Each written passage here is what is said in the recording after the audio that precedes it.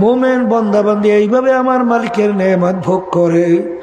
অর্থাৎ আমার মালিক নাস্তিকদের জন্য রহমান আর মোমেন বান্দা-বান্দীর জন্য রহমান। কিন্তু কিয়ামতের ময়দানে আমার মালিক রহমান সিফাত বাদ দিয়া আমার মালিক ধারণ করবে রহিম সিফাত ধারণ কইরে ঘোষণা করবেন লিমানিল মুলকুল ইয়াউম লিল্লাহিল ওয়াহিদিল কাহ্হার। এ ফিরাউনের দলেরা, সাদ্দাদের দলেরা, নমরুদের দলেরা, হে নাস্তিকের দলেরা, কাফেরের দলেরা, হে বেঈমানের দলেরা, আজকে এই দিনের বাদশা আমি মাওলা। আজকে তোরা আমার বান্দা বান্দীদের সঙ্গে একত্রে আর থাকতে পারবি না। আজকে তোরা পৃথক হইয়া যা।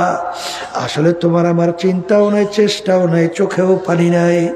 কিন্তু বাজান ইমামুল আযম আবু হানিফা রাহমাতুল্লাহি আলাইহি তার ইতিহাস পড়লে দেখবে তিনি 40 বছর পর্যন্ত প্রায় এশার ওযু দিয়া ফজরের নামাজ আদায় করত। এত বড় আবেদ ছিল। দুনিয়ায় থাকা অবস্থায় প্রায় 99 বারের মতো স্বপ্ন যোগে মাওলার সঙ্গে সাক্ষাৎ হয়েছিল। এত বড় আবেদ, এত বড় আল্লাহর ওলি।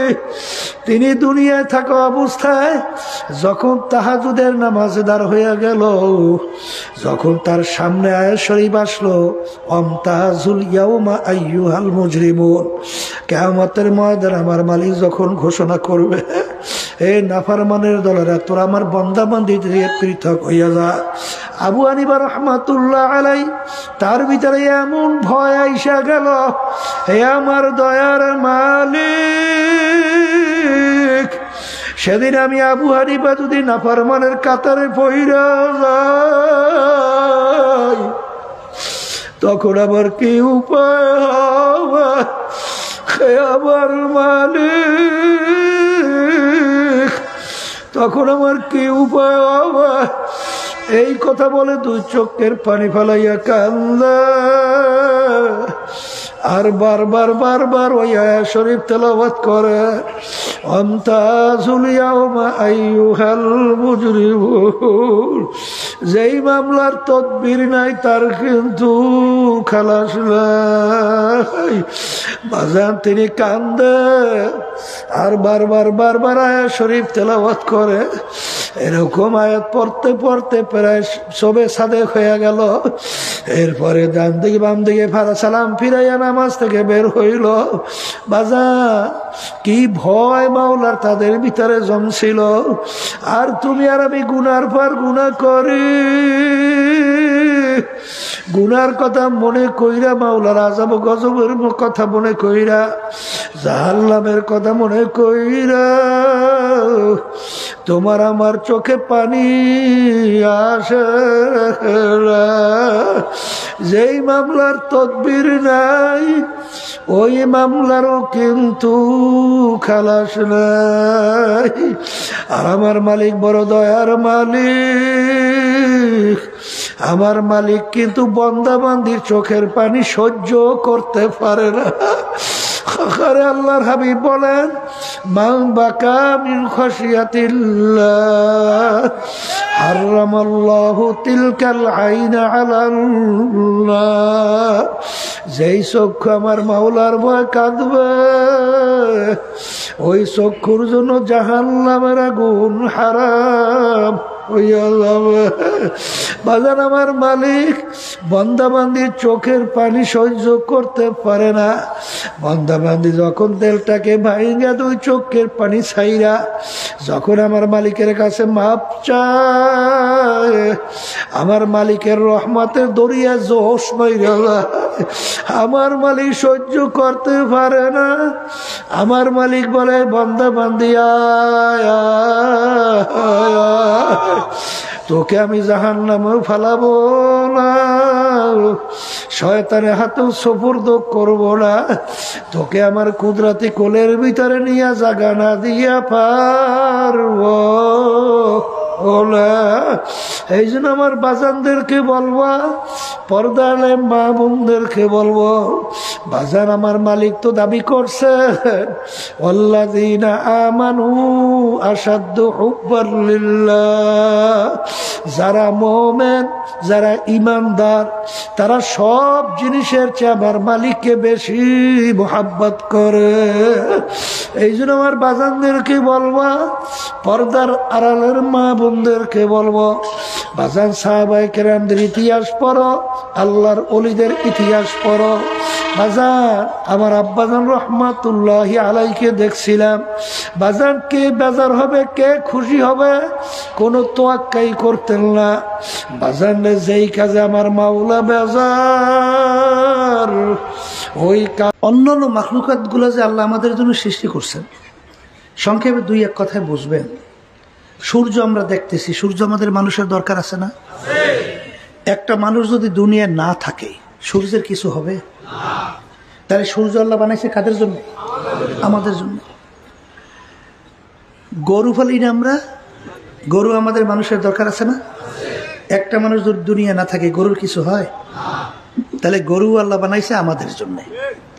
মাছ আমাদের লাগে না? মানুষ না থাকলে মাছের কি হয়? তাহলে মাছও আল্লাহ বানাইছেন আমাদের। গাছ আমাদের দরকার আছে না? একটা মানুষ দুনিয়া না থাকলে গাছের কি হয়? তাহলে বোঝা গেল সমস্ত মাখলুকাতগুলো আল্লাহ বানাইছেন কাদের জন্য? বলেন আমাদের জন্য। আর আমাদেরকে আল্লাহ বানাইছেন কেন? বলেন তার ইবাদত, তার পরিচয় লাভ করার জন্য। কথা ঠিক কিনা? আর এই সৃষ্টিকর্তার পরিচয় লাভ করার জন্য যে ব্রেন, যে শক্তি দরকার, সেই শক্তি আল্লাহ রাব্বুল আলামিন দান করছে মানুষের মধ্যে। কার মধ্যে? ভালো মন্দ এইটা বিবেচনার শক্তি গরুর আছে, ছাগলের আছে, কিন্তু মানুষের আছে। কথা ঠিক কিনা? যেই মানুষের ভিতরে এই শক্তি থাকার পরেও সেই মানুষগুলো যদি সৃষ্টিকর্তার পরিচয় লাভ করতে না পারে, ওই মানুষগুলো সম্পর্কে আল্লাহ বলছেন চতুষ্পায় জানোয়ারের চেয়েও খারাপ। অন্য আয়াতে আল্লাহ বলছেন সমস্ত মাখলুকাতের ভিতরে নিকৃষ্ট, খারাপ। কথা ঠিক কিনা? এই জন্য দেখবেন ইব্রাহিম আলাইহিস সালাতু ওয়াস সালাম যখন তার একটু বুঝ হইল, তখন তিনি চিন্তা করতেছিলেন যে এই বিশাল আসমান, এই বিশাল জমিন, এই সূর্য, এই চন্দ্র, এই তারকা, এই পানি, এই নদী, এই সাগর, এই বিভিন্ন ডিজাইনের মাখলুকাত, এ নিশ্চয়ই বানৈন্য একজন সৃষ্টিকর্তা আছে, তার মেধায় এটা কাজ করতেছে। তখন তিনি দেখলেন আকাশের ভিতরে চন্দ্র উঠে গেছে। তা চিন্তা করলেন এইটাই আমার সৃষ্টিকর্তা হবে। কিন্তু এক পর্যায়ে চন্দ্র কি হয়ে গেছে? ডুবে গেছে। না, সৃষ্টিকর্তা কখনোই অস্তমিত হইতে পারে না, এ আমার রব হইতে পারে না। এরপরে পরদিন উঠছে সূর্য, দেখে বিশাল প্রকৃতি, এ আমার রব হবে এবং বড় রব। দেখে সেটাও অস্তমিত হয়ে গেছে। না, রব কখনোই অস্তমিত হইতে পারে নাই। কথা ঠিক না? ঠিক। এই তালাশ শুরু করছে কি কারণে? ওই ব্রেনের কারণে, ওই চিন্তা শক্তি থাকার কারণে। কিন্তু বর্তমানে এক শ্রেণীর আছে, ওই চিন্তা শক্তি ব্রেন থাকার পরেও সৃষ্টিকর্তাকে তালাশ করে পায় না। ওরা শেষ পর্যন্ত একটা জায়গায় পৌঁছতে তো হবে, তাই ওই তালাশ করতে করতে শেষ পর্যন্ত যাইয়া পৌঁছে ওরা নাকি বান্দরের জাত। কথা বুঝেন নাই? ওরা নাকি বানর থেকে সৃষ্টি হয়েছে। জোরে বলেন নাউজুবিল্লাহ। এ আল্লাহর বান্দারা, এই বাংলাদেশের মধ্যে ইউনিভার্সিটি সহ আর ফ্যাসিস্ট যে 5ই আগস্ট পালাইল, কথা বোঝেন নাই? ক্লাস 6-7 পর্যন্ত কিন্তু এই ডারউইনের থিওরি ঢুকাই দিছিল। ডারউইনের থিওরি কি? মানুষ নাকি আল্লাহ সৃষ্টি করে নাই, মানুষ নাকি বানর থেকে সৃষ্টি হয়েছে। নাউজুবিল্লাহ। তো ওরা তালাশ করে পাইছে বানরের জাত।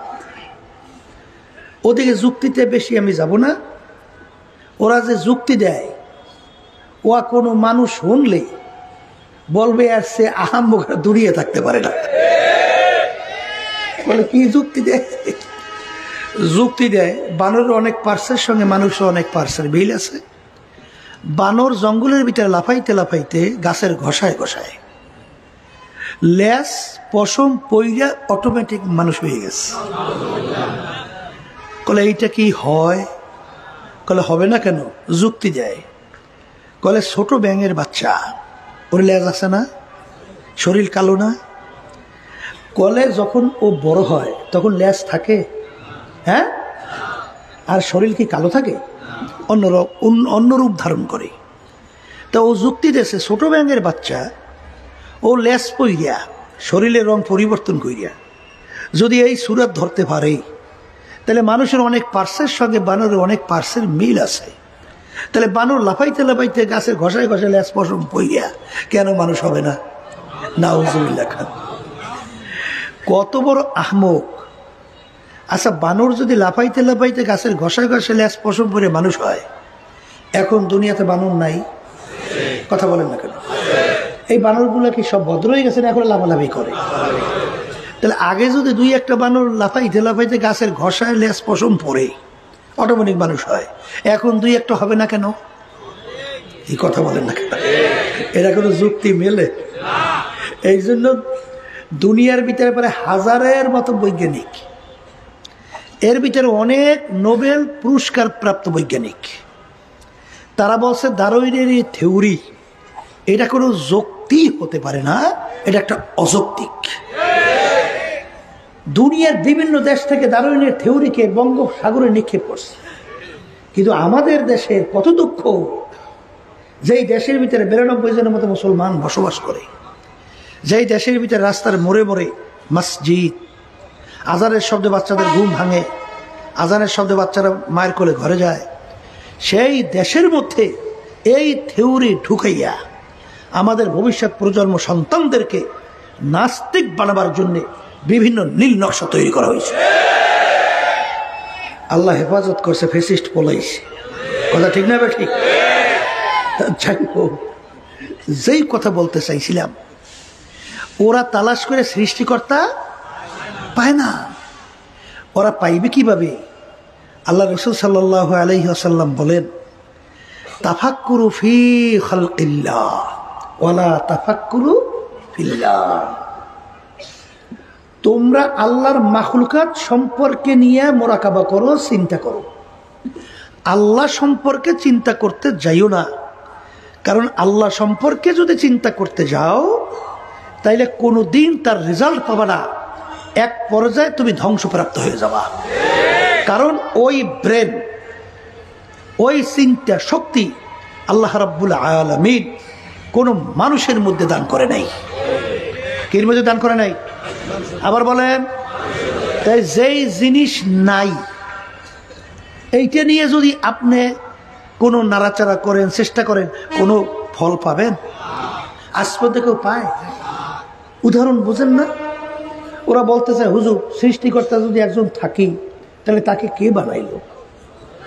আচ্ছা, কথার কথা আমি যদি বলি আল্লাহকে সৃষ্টিকর্তাকে অমুক বানাইছে, প্রশ্ন শেষ করছে না আবার করবে? হুজুর তাহলে তাকে বানাইছে কে? যদি বলেছে তাকে বানাইছে অমুকে, প্রশ্ন শেষ? তাই বলেন তো, তাকে বানাইছে কে, তাকে বানাইছে কে, তাকে বানাইছে কে, প্রশ্ন শেষ করবে? মুখ খুলে কথা বলে কি আপনার ব্রেনে কি কয় পাওয়া যাবে? তাহলে কোনো দিন এই প্রশ্নের শেষ নাই। তাহলে ব্যাপারটা কি? একটা স্বাভাবিক মনে করেন, এভাবে ব্যাপার কিচ্ছুই না। তা কি মানুষ বানাইছে কে?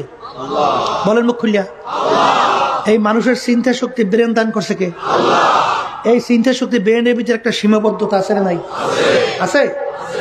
তাহলে আল্লাহ রাব্বুল আলামিন এই মানুষের চিন্তা ব্রেন শক্তির মধ্যে সৃষ্টিকর্তা আল্লাহ সম্পর্কে, তার রহস্য সম্পর্কে এই যে চিন্তা করার শক্তি আল্লাহ দেয় নাই।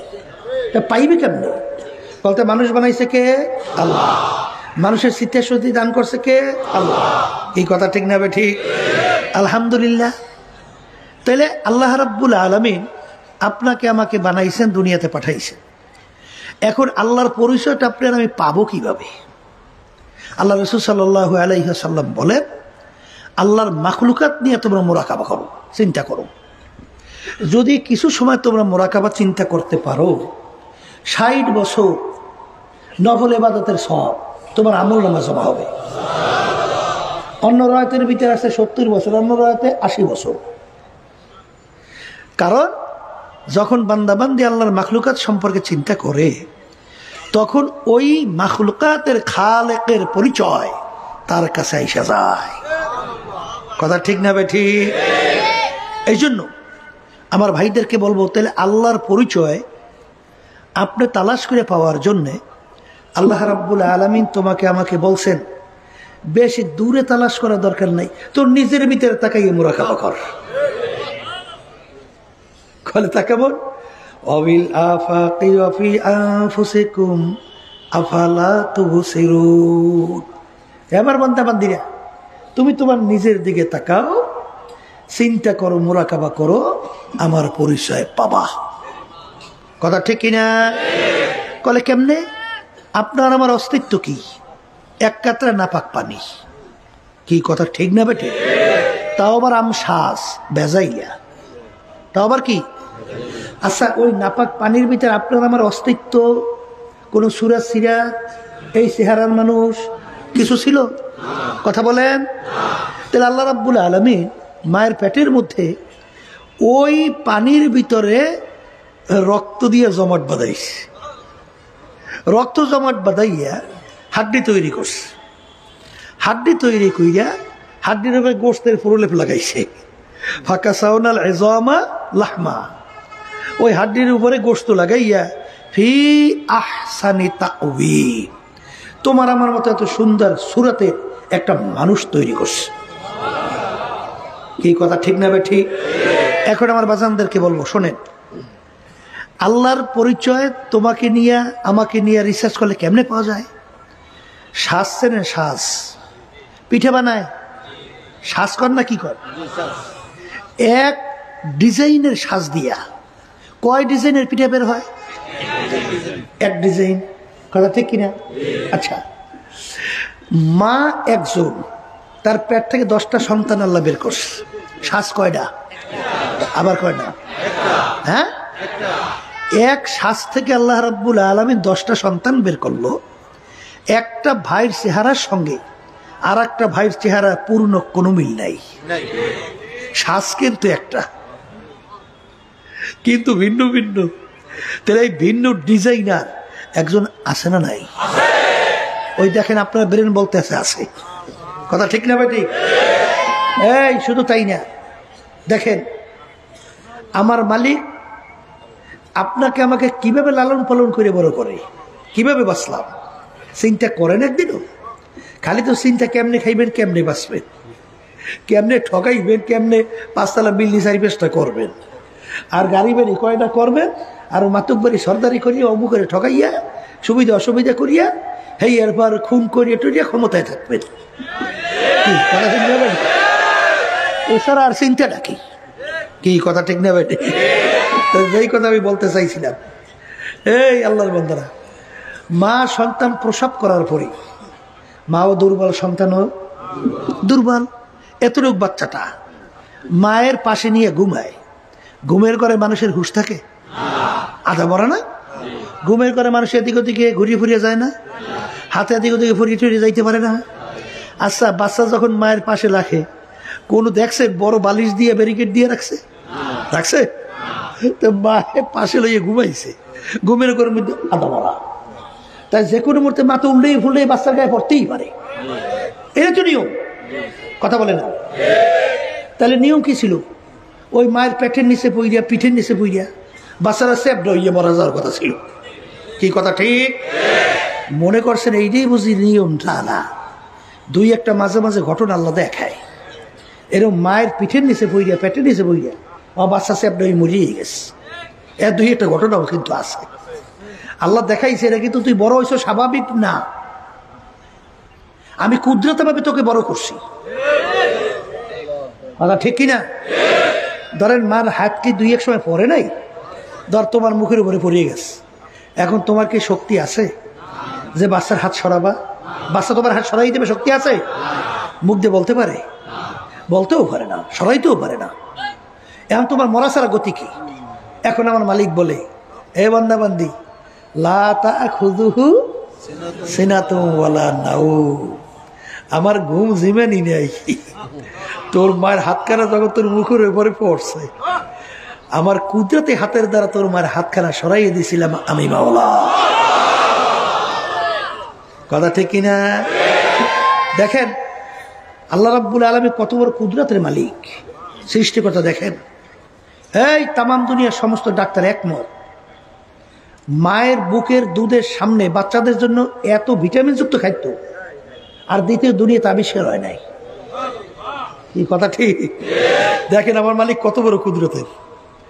মায়ের দুধ বেশি ঠান্ডাও না, বাচ্চা ঠান্ডা লেগে যাইবে, গরমও না, বাচ্চার ঠোঁট পুড়িয়ে যাইবে, বেশি মিষ্টিও না, বাচ্চার বিটখিটে লাগবে, মিষ্টি ছাড়াও না, বাচ্চা খাইতে ভালো লাগবে না, বেশি ঘনও না, পেট খারাপ হয়ে যাবে, আবার বেশি পাতলাও না, পেটের ক্ষুধা মরবে না। কথা ঠিক না ব্যাটি? আল্লাহু আকবার।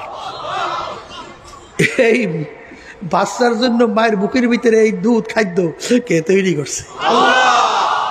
কি নিজেকে নিজে যখন নাকি মোরাকাবা করে মালিকের পরিচয় পাওয়া যায়? আসতে বলে পাওয়া যায়, যায় যায়। এরপর দেখেন আমার মালিক যে কত বড় কুদরতের সৃষ্টিকর্তা, কত বড় কারিগর। যারা চিন্তা করবে তারা তো পাইবে, আর যেগুলোর চিন্তা নাই সেগুলো পাইবে কি? কিছু পাইবে? বলে আমার মালিক দেখেন কত বড় কুদরতের মাওলা। দুনিয়া সৃষ্টির পথে এত মানুষ দুনিয়াতে আসছিল, বর্তমানে আছে। আমার মালিক কত বড় কুদরতের। একটা মানুষের গলার আওয়াজের সঙ্গে আরেকটা মানুষের গলার আওয়াজের পুরনো কোনো মিল আছে? আছে কোনো মিল? এর ডিজাইনার একজন নাই? জোরে বলেন কে? শুধু তাই না, যারা একটু ইংরেজি বাংলা পড়িয়া টাকার গরমে, ক্ষমতার গরমে, দলের গরমে, শিক্ষার গরমে ধরাকে সরাগান মনে করেন না। আচ্ছা আপনি বলেন তো যে আমার মালিক কত বড় কুদরতের। আমার মালিক দুনিয়া সৃষ্টির পরে যত মানুষ দুনিয়াতে আসছিল বর্তমানে আছে। এই একটা আঙ্গুলের টিপ, আমরা টিপ দিই না আঙ্গুল দিয়ে, এতটুক জায়গায় আমার মাওলা ডিজাইন করছে। কি সুবহানাল্লাহ, আলহামদুলিল্লাহ, মুখ দিয়ে বাইরে কতটুক জায়গা? এই আঙ্গুলের একটা টিপ, এতটুক জায়গায় আমার মালিক ডিজাইন করছে। দুনিয়া সৃষ্টির পরে এখন পর্যন্ত একটা মানুষের এই টিপের সঙ্গে আর একটা মানুষের টিপের পূর্ণ কোনো মিল নাই। এতটুক জায়গায় কোন ডিজাইনার আছে কয়টা ডিজাইন করতে পারে? এই ডিজাইনের একজন নাই? আসতে বলে সে কে? আবার বলে কি পরিচয় পাওয়া যায়? যায় যায়। ডাক্তাররা আবিষ্কার করার পরে বলতেছেন দুনিয়া সৃষ্টির পরে যত মানুষ আসছিল আছে, একটা মানুষের একটা পশমের সঙ্গে আর একটা মানুষের পশমের একটা পশমের পূর্ণ কোনো মিল নাই। এই বানান একজন কারিগর নাই? সে কে? হ্যাঁ, এবার মাওলার মাখলুকাত নিয়ে যারা চিন্তা করে, এই যে এই মোরাকাবার রাস্তা দুইটা, সায়রে আফাকি, সায়রে আনফুসি। সায়রে আফাকি বলা হয় মাওলার মাখলুকাত নিয়ে চিন্তা করে, আর আনফুসি নিজেকে নিজেই মোরাকাবা করে। যখন নাকি বান্দাবান্দি সূর্যের দিকে তাকায়, তাকাই যখন রিসার্চ করে, বৈজ্ঞানিকরা বলছে সূর্যটা নাকি দুনিয়া থেকে 13 লক্ষ গুণ বড়। কত লক্ষ? যেখানে অবস্থান করতেছে সেই সূর্যটা নাকি দুনিয়া থেকে 9,30,00,000 মাইল দূরে। এখন এত বড় সূর্যটা এত দূরে, এই সূর্যটা কিভাবে ঝুলাইয়ে রাখলো? কির মাধ্যমে ঝুলাইয়ে রাখলো? কে ঝুলাইয়ে রাখলো? এর এত তাপ কে দিল?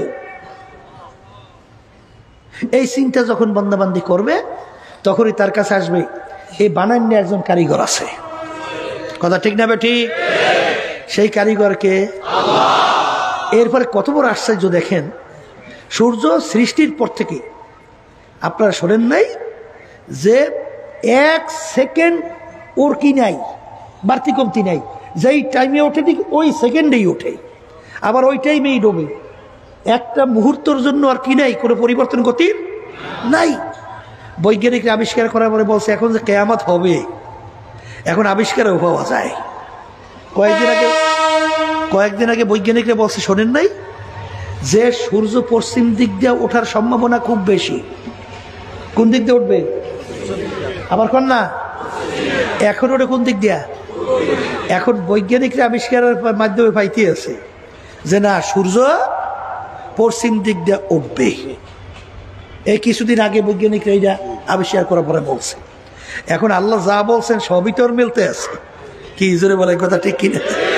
এই বান্দাবাদী যখন আল্লাহর মাখলুকাত নিয়ে চিন্তা করবে, চিন্তা করতে করতে করতে করতে করতে করতে তখন ওই বান্দাবান্দির কাছে আল্লাহর পরিচয় ঢুকতে থাকবে। পরিচয় ঢুকতে ঢুকতে তখন ওই বান্দাবান্দি যখন একটা গাছের পাতার দিকে তাকায়, তাকাবার পরেই খেয়াল আসে কার? জোরে কন আল্লাহ। তখন এই বান্দাবান্দি বলে, বর্গে দারাখতা সবজে ধর নজরে হুশিয়ার, হারওয়ারাতে দফতুরি মারেফাত কিরদেগার। হে আমার দয়ার মালিক, আমি একটা গাছের পাতার দিকে যখন তাকাই, আমি গাছের পাতা দেখি না, আমি দেখি তোমাকে। হে আমার দয়ার মালিক, আমি যখন সূর্যের দিকে তাকাই, আমি সূর্য দেখি না, আমি দেখি তোমাকে। আমি একটা ফুলের ঘেরান যখন নেই, গোলাপ ফুলের ভিতরে এত মনোরম, এত মন মাতানো ঘেরান কে লুকায় রাখলো? এ কোন জায়গায় লুকায় রাখলো? এই লুকায় রাখেন না কারিগরকে। যখন আমি ফুলের দিকে তাকাই, তখন আমি ঘেরান পাই তোমার। জোরে বলে কথা ঠিক না বেঠি? এই চিন্তা করতে করতে করতে করতে তখন ওই বান্দা বান্দি আমার মালিকের পরিচয় পাওয়ার পরে তখন ওই বান্দা বান্দি মালিকের হুকুম পালন করার জন্য পাগল হয়। জোরে বলেন কথা ঠিক কিনা? বাজান দুনিয়ার পরিচয় যখন আসে, বাজান ছোট একটা বাচ্চাকে যদি আপনি 500-1000 টাকার নোট দেন, ওই নোটের বাচ্চার কাছে কোনো মূল্য নাই। কারণ কি? ওর পরিচয় ওর কাছে নাই। বাজান ছোট বাচ্চার কাছে যদি বিবাহের কথা বলেন, ওর কাছে বিরক্ত লাগবে, কারণ বিবাহের ওর বয়স হয় নাই। ঠিক এরকম ভাবে যেই আল্লাহর বান্দাবান্দির কাছে আমার মালিকের পরিচয় আসে না, ওই বান্দাবান্দি আমার মালিকের ইবাদত হুকুম মানতেও পারে না। জোরে বলেন কথা ঠিক কিনা? বান্দাবান্দি চিন্তা করবে, আমার মালিক তুমি 18,000 কাম বেশি মখলুকাত তৈরি করলা, এর ভিতরে 2টা মখলুকাত বানাইলাম, মানুষ এবং জিন, তোমার ইবাদতের জন্য। আবার মালিক কত মানুষের মধ্যে আশরাফুল মখলুকাত মানুষ, এর ভিতরে আবার কত ধরনের মানুষ তুমি বানাইলা। এর ভিতরে এক শ্রেণীর হিন্দু, তারাও কিন্তু এক ধরনের মানুষ, তারা কিন্তু 33 কোটি কম বেশি দেবদেবী মানে। এ আমার মালিক খ্রিস্টানরা ঈসা আলাইহিস সালামকে মালিকের খোদা মনে করে, মরিয়ম আলাইহিস সালামকে নাউজুবিল্লাহ স্ত্রী মনে করে। বাজান ইহুদির ওজার আলাইহিস সালামকে সন্তান মনে করে। এরকম বিভিন্ন ধরনের কায়দা অনেক আছে না নাই? কিন্তু তুমি আমাকে বানাইছো মুসলমান, তোমাকে তো আমরা কেউ দরখাস্ত করি নাই। হে আমার দয়ার মালিক, তুমি দয়া মায়া করে আমার রূহকে তুমি মুসলমানের ঘরে দান করো। বিনা দরখাস্তে বিনা চেষ্টায় তুমি কত দয়ার মালিক,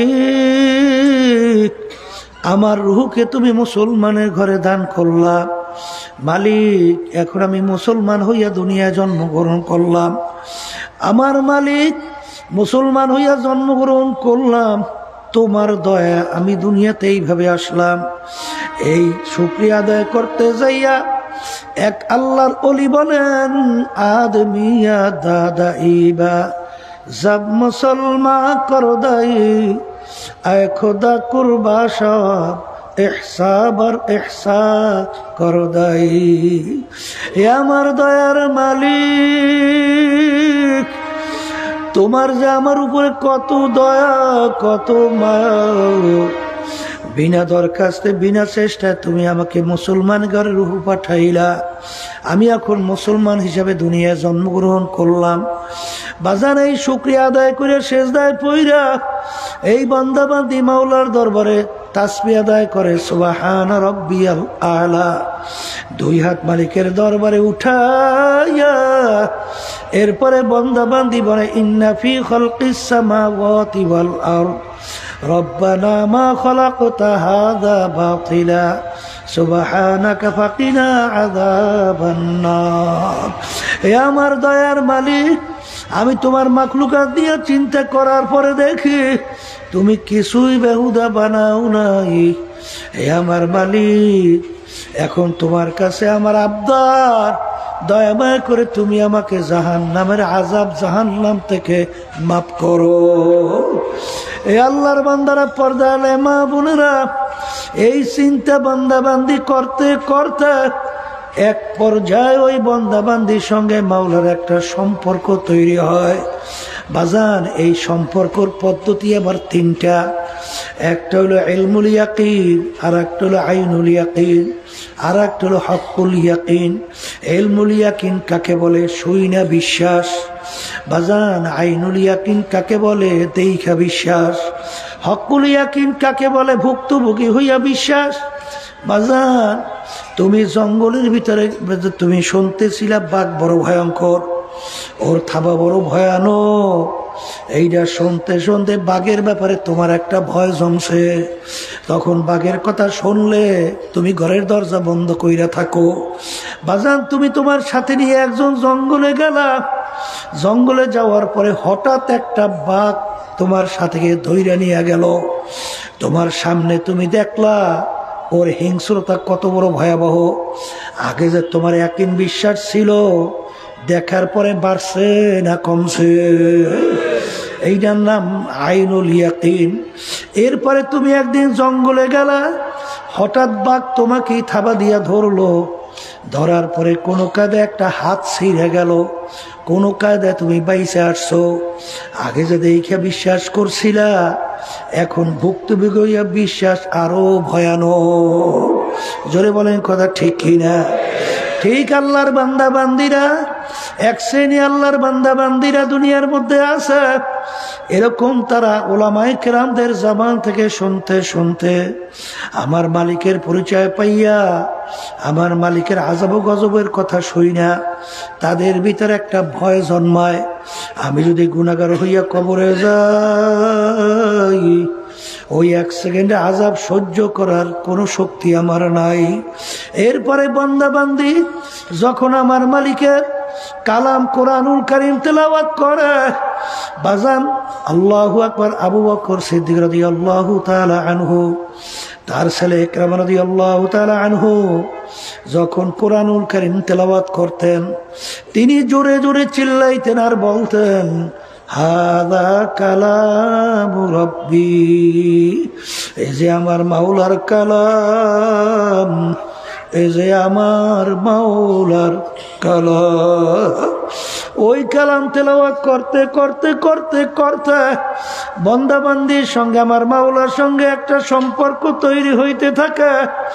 এরপর বান্দাবান্দি সকাল সন্ধ্যায় বসে আমার মাওলার জিকির করে। বসে যখন বলে লা ইলাহা ইল্লাল্লাহ, আর বলে আল্লাহ বাদে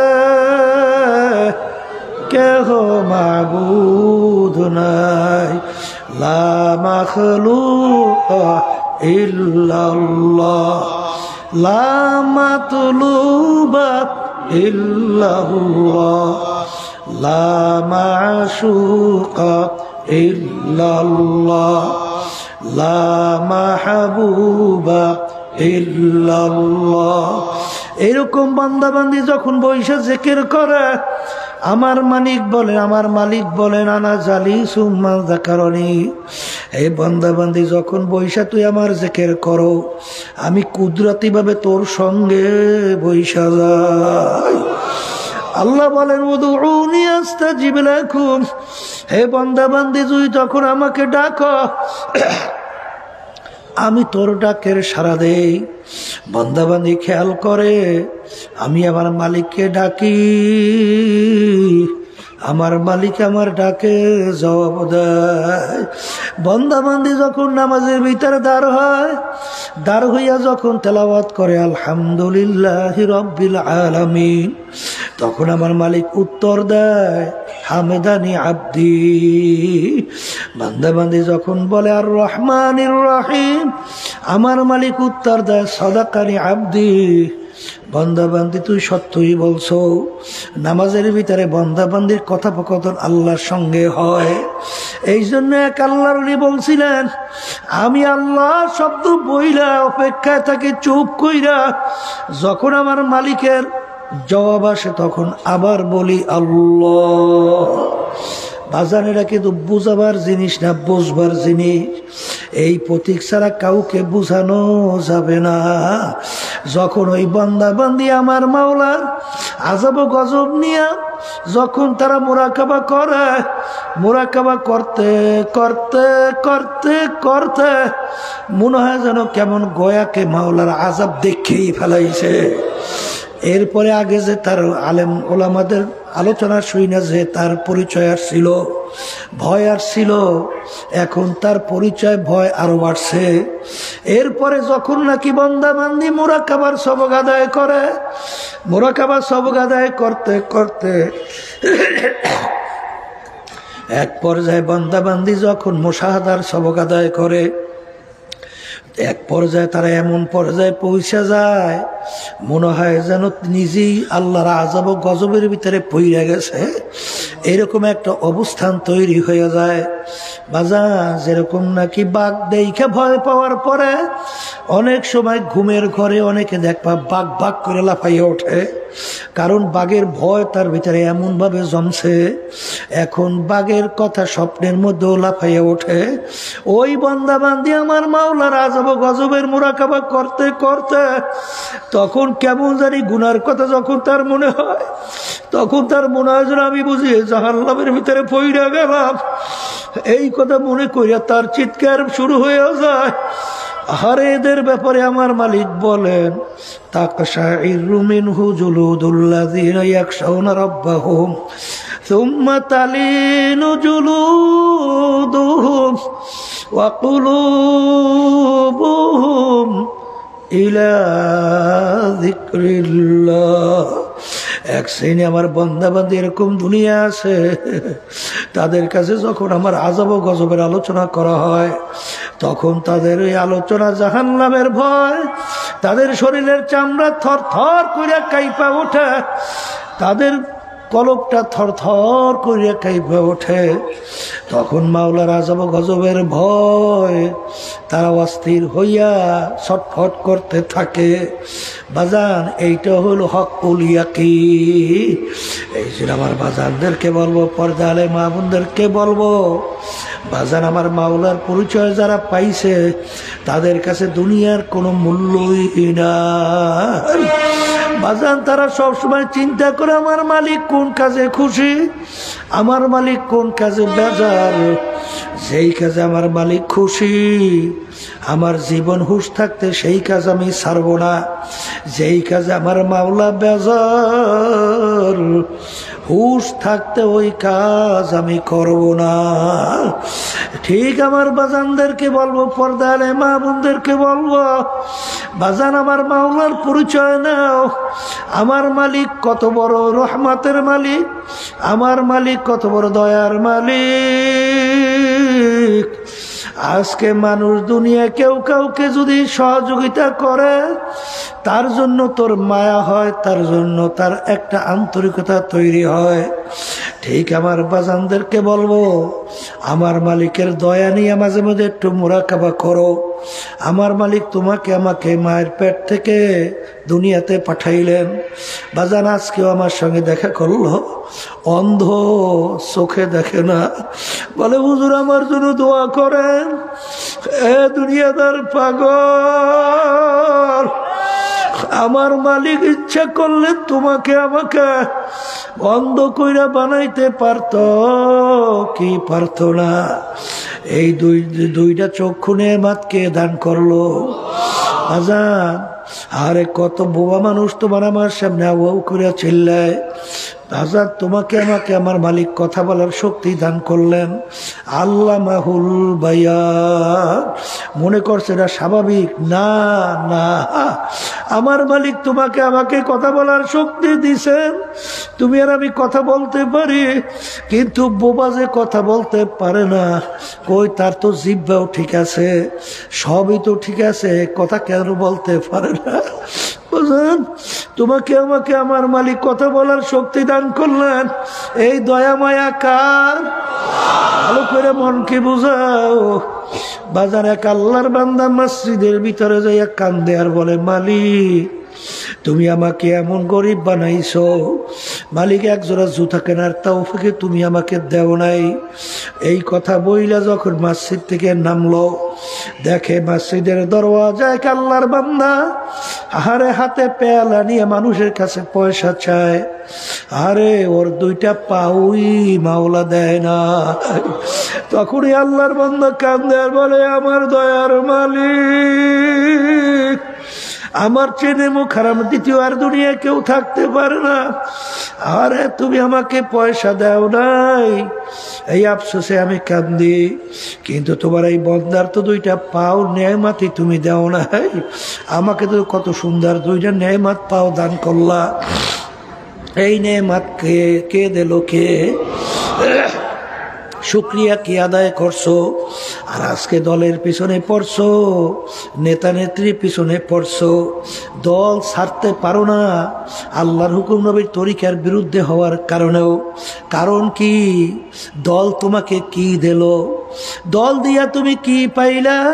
তোমার মায়ের পেটের ভিতরে আমার মালিক তোমাকে আতুর ল্যাংড়া খুঁড়া কইরা বানাইলে, তখন তোমার দল, তোমার দলের নেতা নেত্রী তোমাকে আমাকে পাও দিতে পারতো। চক্ষু যদি না দিত, চক্ষু ফেরত দিতে পারতো।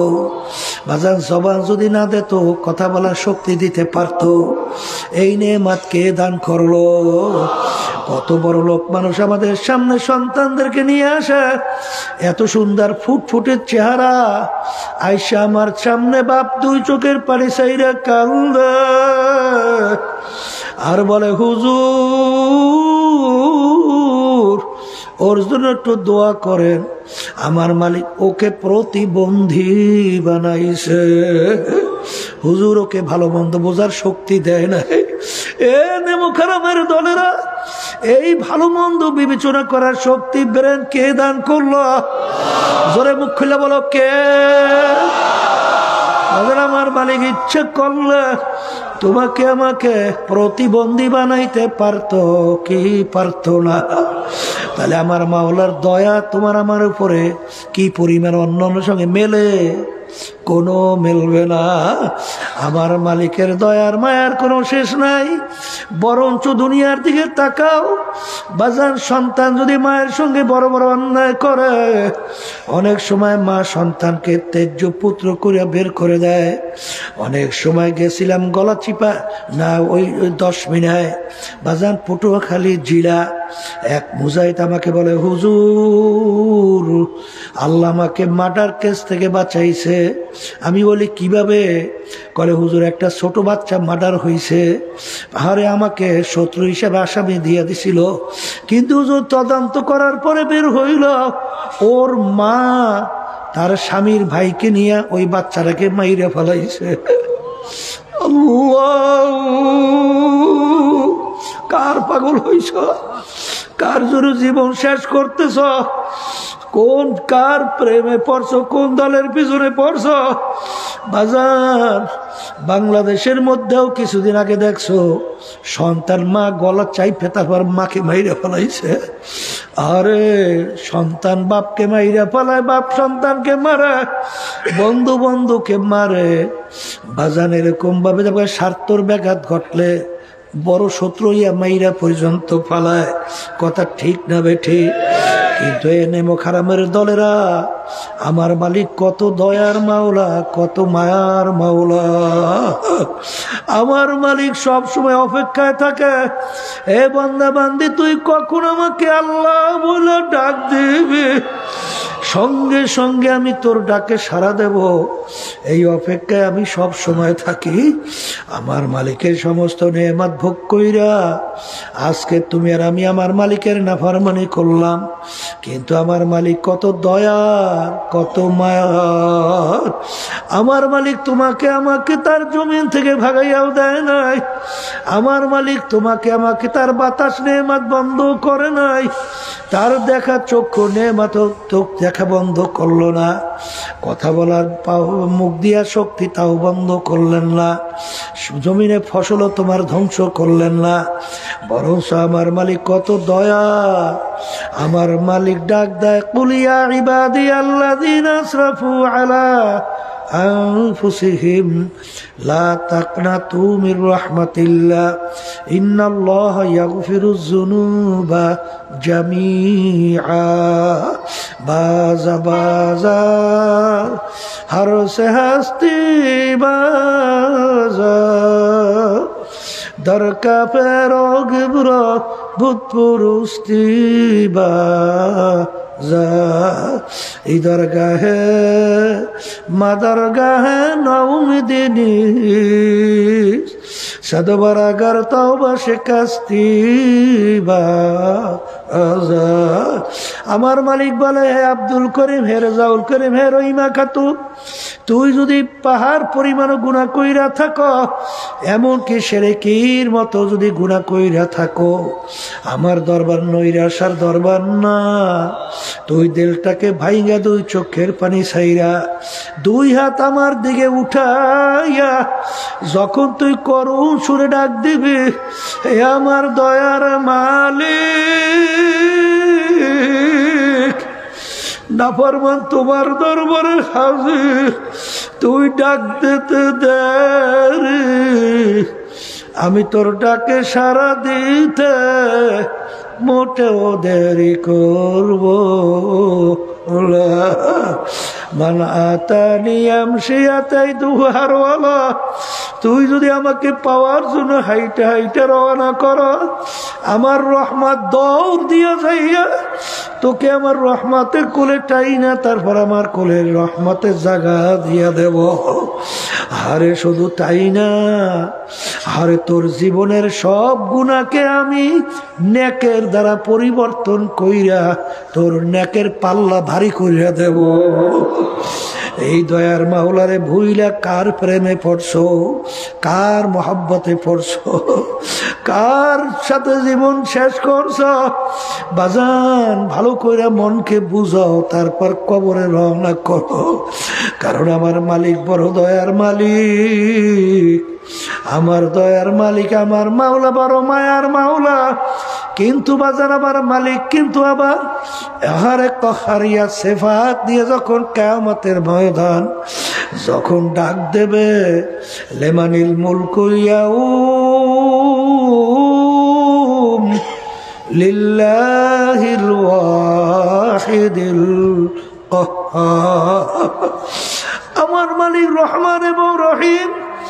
আজকে আমার দুনিয়ার ভিতরে কাফেররাও যে এইভাবে মাওলার নেয়ামত ভোগ করে, মোমেন বান্দাবান্দি এইভাবে আমার মালিকের নেয়ামত ভোগ করে। অর্থাৎ আমার মালিক নাস্তিকদের জন্য রহমান আর মোমেন বান্দাবান্দির জন্য রহমান। কিন্তু কিয়ামতের ময়দানে আমার মালিক রহমান সিফাত বাদ দিয়া আমার মালিক ধারণ করবে রহিম সিফাত ধারণ কইরে ঘোষণা করবেন, লিমানিল মুলকুল ইয়াউম লিল্লাহিল ওয়াহিদিল কাহ্হার। এ ফিরাউনের দলেরা, সাদ্দাদের দলেরা, নমরুদের দলেরা, হে নাস্তিকের দলেরা, কাফেরের দলেরা, হে বেঈমানের দলেরা, আজকে এই দিনের বাদশা আমি মাওলা। আজকে তোরা আমার বান্দা বান্দীদের সঙ্গে একত্রে আর থাকতে পারবি না। আজকে তোরা পৃথক হইয়া যা। আসলে তোমার আমার চিন্তাও নাই, চেষ্টাও নাই, চোখেও পানি নাই। কিন্তু বাজান ইমামুল আযম আবু হানিফা রাহমাতুল্লাহি আলাইহি তার ইতিহাস পড়লে দেখবেন তিনি 40 বছর পর্যন্ত প্রায় এশার ওযু দিয়া ফজরের নামাজ আদায় করত। এত বড় আবেদ ছিল। দুনিয়ায় থাকা অবস্থায় প্রায় 99 বারের মতো স্বপ্নযোগে মাওলার সঙ্গে সাক্ষাৎ হয়েছিল। এত বড় আবেদ, এত বড় আল্লাহর ওলি। তিনি দুনিয়ায় থাকা অবস্থায় যখন তাহাজ্জুদের নামাজে দাঁড় হয়ে গেল, যখন তার সামনে আয়াত শরীফ আসলো, আমতাজুল ইয়াউমা আইয়ুহাল মুজরিমুন, কিয়ামতের ময়দানে আমার মালিক যখন ঘোষণা করবে, হে নাফরমানের দলেরা, তোরা আমার বান্দা-বান্দী থেকে পৃথক হইয়া যা।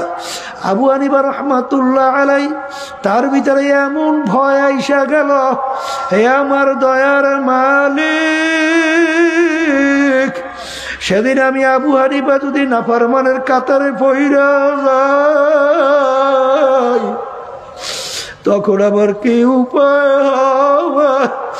হে আমার মালিক, তখন আমার কি উপায় হবে? এই কথা বলে দুই চোখের পানি ফেলাইয়া কান্দা, আর বারবার বারবার ওই আয়াত শরীফ তেলাওয়াত করে, আমতাজুল ইয়াউমা আইয়ুহাল মুজরিমুন। যেই মামলার তদবির নাই তার কিন্তু খালাস নাই। বাজান তিনি কান্দে আর বারবার বারবার আয়াত শরীফ তেলাওয়াত করে। এরকম আয়াত পড়তে পড়তে প্রায় সবে সাদেক হয়ে গেল। এরপরে ডান দিকে বাম দিকে সালাম ফিরাইয়া নামাজ থেকে বের হইল। বাজান কি ভয় মাওলার তাদের ভিতরে জমছিল। আর তুমি আর আমি গুনার পর গুনাহ করি, গুনার কথা মনে কইরা, মাওলার আযাব গজবের কথা মনে কইরা, জাহান্নামের কথা মনে কইরা তোমার আমার চোখে পানি আসে। যেই মামলার তদবির নাই ওই মামলারও কিন্তু খালাস নাই। আর আমার মালিক বড় দয়ার মালিক। আমার মালিক কিন্তু বান্দা-বান্দির চোখের পানি সহ্য করতে পারে না। আরে আল্লাহর হাবিব বলেন, মান বাকা মিন খাশিয়াতিল্লাহ হারামাল্লাহু তিলকাল আইনা আলাল্লাহ। যেই চক্ষু আমার মাওলার ভয় কাঁদবে, ওই চক্ষুর জন্য জাহান্নামের আগুন হারাম হইয়া যাবে। বাজান আমার মালিক বান্দা-বান্দির চোখের পানি সহ্য করতে পারে না। বান্দা-বান্দি যখন তেলটাকে ভাইঙ্গা দুই চোখের পানি ছাইরা যখন আমার মালিকের কাছে মাপ চায়, আমার মালিকের রহমতের দরিয়া জোশ মাইরা যায়। আমার মালিক সহ্য করতে পারে না। আমার মালিক বলে, বান্দা-বান্দি আয় আয় আয়, তোকে আমি জাহান্নামে ফালাবো না, শয়তানের হাতেও সুপুর্দ করব না, তোকে আমার কুদরতি কোলের ভিতরে নিয়ে জাগা না দিয়া পারবো না। এই জন্য আমার বাজানদেরকে বলবো, পর্দালে মা বোনদেরকে বলবো, বাজান আমার মালিক তো দাবি করছে, ওয়াল্লাযীনা আমানু আশাদ্দু হুব্বান লিল্লাহ। যারা মুমিন, যারা ঈমানদার, তারা সব জিনিসের চেয়ে আমার মালিককে বেশি মোহাব্বত করে। এই জন্য আমার বাজানদেরকে বলবো, পর্দার আড়ালের মা বোনদেরকে বলবো, বাজান সাহাবায়ে কেরামদের ইতিহাস পড়ো, আল্লাহর ওলিদের ইতিহাস পড়ো। বাজান আমার আব্বাজান রহমাতুল্লাহি আলাইকে দেখছিলাম, বাজান কে বেজার হবে, কে খুশি হবে, কোনো তোয়াক্কাই করতেন না। বাজান যেই কাজে আমার মাওলা বেজার, ওই কাজের কাছে হুঁশ থাকতে যাইতে আমরা দেখি না। বরঞ্চ যে বেজার হয় হও, তাতে আমার কিছু আসে যায় না। আমার মাওলা বেজার হবে, ওই কাজ আমি করতে পারবো না। এই জন্য আমার বাজানদেরকে বলবো, পর্দা আলে মা বোনদেরকে বলবো, 3 দিন ব্যাপী মাহফিল আল্লাহ যদি কবুল করে, 3 দিন পর্যন্ত বাবাজান থাকো। আখারে আমার মালিক তো দয়ার মালিক, আমার মালিক তো তোমার আমার দিলের দিয়ে তাকাইয়া থাকবে। কারণ বাজান এই মজলিসের ভিতরে